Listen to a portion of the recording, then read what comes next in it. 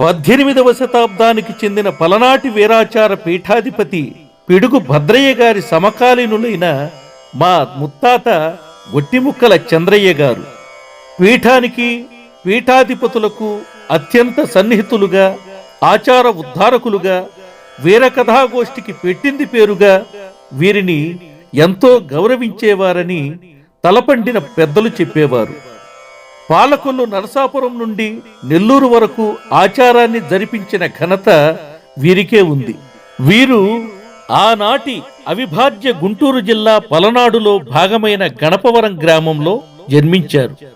ఆచార సాంప్రదాయాలు కలిగిన పండితుల వంశంలో జన్మించడం వలన అమరకోశాది శాస్త్ర గ్రంథాధ్యయనాలతో పాటుగా వారసత్వంగా వస్తున్న ఆచార వ్యవహారాలను తెలుసుకోగలిగారు.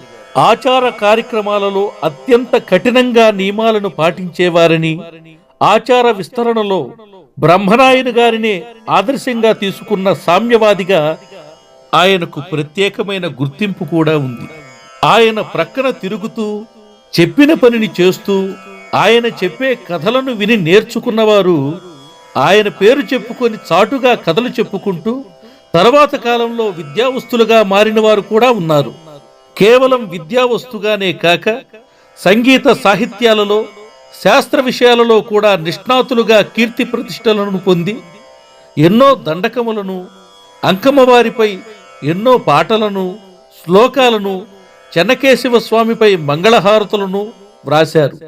ఇప్పటి వారు పాడుతున్న ప్రాచుర్యంలో ఉన్న కొన్ని పాటలు కూడా ఆయన వ్రాసినవే.